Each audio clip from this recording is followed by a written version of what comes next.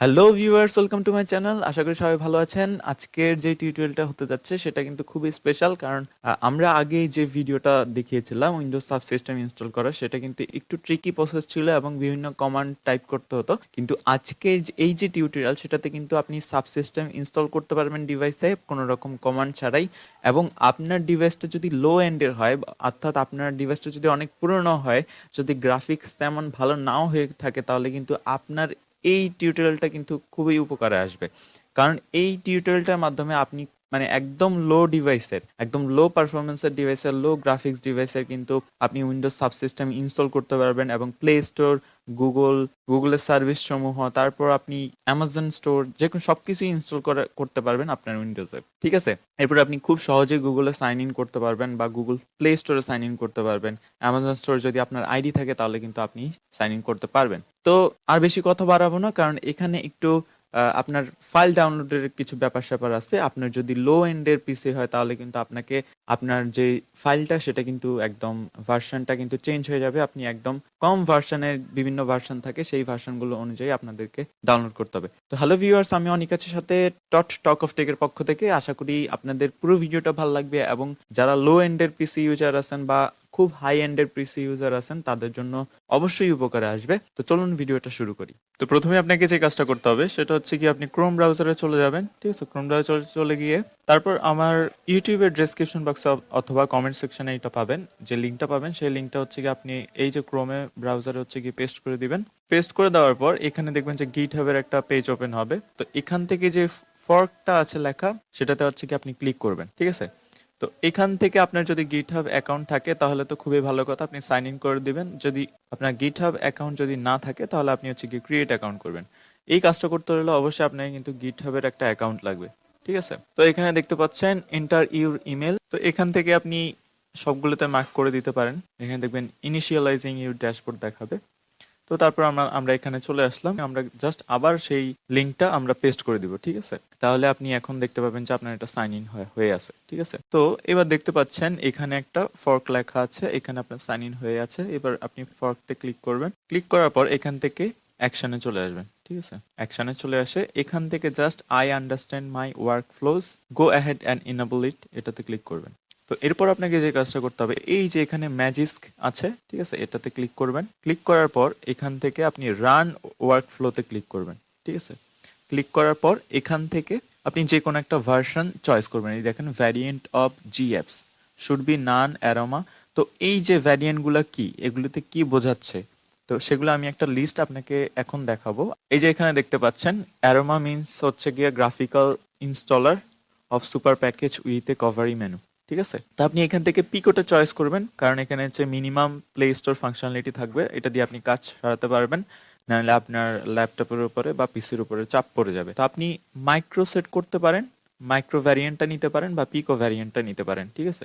আপনি স্টক ভ্যারিয়েন্টটাও নিতে পারেন, কোনো সমস্যা নেই, যদি আপনি মনে করেন যে আপনার পিসি চালাতে পারবে বা আপনার পিসি লোড নিতে পারবে। তো আমি এখান থেকে পিকোটা চয়েস করব। এখান থেকে আমি পিকো লিখবো। ঠিক আছে? পিআইসিও লিখবো। এখানে দেখেন পিকোটা লেখা আছে, তারপর রান ওয়ার্ক ফ্লোতে আমি ক্লিক করব।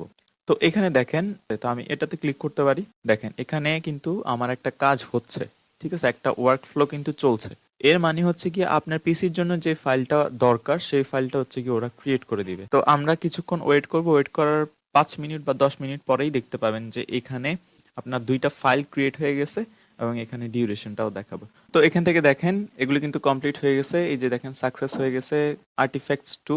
তো আমরা হচ্ছে গিয়ে বিল্ড 64টা ডাউনলোড করবো, যেহেতু আমাদের ইন্টেল 64 ভার্সন। নাকি নিচে স্ক্রোল করে আসতে হবে। ঠিক আছে? তা আমরা এই যে WSA উইথ ম্যাজিক্স জিএপস পিকো 64টা সেটা ডাউনলোড করব। আমরা আর্ম 64টা ডাউনলোড করবো না, কারণ আমাদের ইন্টেলে আর্ম হচ্ছে কি সাপোর্ট করবে না। তো আমরা এখান থেকে এটাতে ক্লিক করব। ক্লিক করার পরে এই যে দেখেন এখানে আপনার ডাউনলোড হতে শুরু করবে। তো ভিউয়ার্স, দ্বিতীয় ধাপে আপনাদেরকে যে কাজটা করতে হবে, আপনাদের আগে যে উইন্ডোজ সাবসিস্টেমটা ছিল সেটাকে কিন্তু আপনারা আনইনস্টল করে দিতে হবে। তো আপনারা মোড়ে আসবেন, এখান থেকে মোড়ে এসে এই যে Windows subsystem for Android trim settings, এখান থেকে আপনি যদি আনইনস্টলে ক্লিক করেন তাহলে কিন্তু আনইনস্টল হয়ে যাবে। তো থার্ড স্টেপে আপনাকে যে কাজটা করতে হবে সেটা হচ্ছে কি, আপনি এখান থেকে স্টার্ট মেনুতে আসবেন, তারপর কন্ট্রোল প্যানেল লিখে সার্চ করবেন। এখান থেকে দেখতে পাবেন কন্ট্রোল প্যানেল।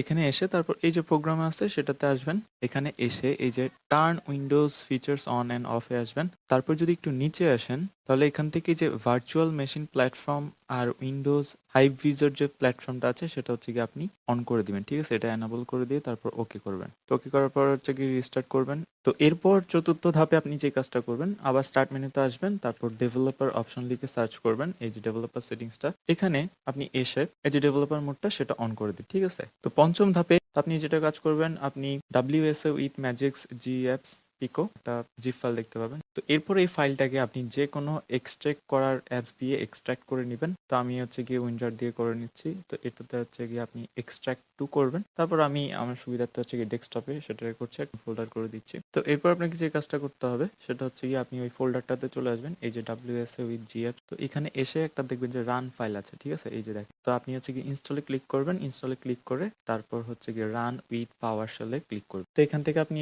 ওয়াই এন্টার করবেন, এন্টার করার পরে এরপর যদি আপনি পাওয়ার শেলে দেখতে পাচ্ছেন এখানে ইনস্টল হয়ে গেছে। ইনস্টল হওয়ার পর এই যে দেখেন Windows subsystem for Android install হয়ে আছে, ঠিক আছে? আপনি এটাকে ওপেন করবেন, ওপেন করার পর ঠিক আছে এই যে ডেভেলপার মোডটা আছে সেটাকে অন করুন, ঠিক আছে?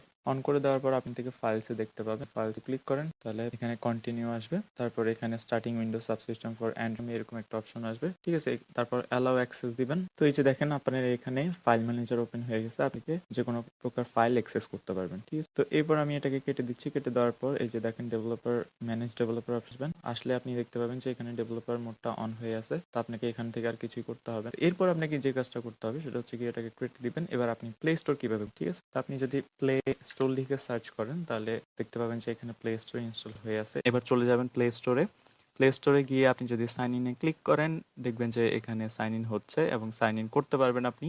এবার আমি যদি ফেসবুক ইনস্টল করি দেখবেন যে ফেসবুক ইনস্টল হয়ে গেছে এবং ইনস্টল করার পর আমি যখন ওপেন করব, ঠিক আছে? তো ওপেন করলে আপনি সাধারণভাবে ফেসবুক যেভাবে ফোনে ইউজ করেন সেভাবেই এখানে ইউজ করতে পারবেন।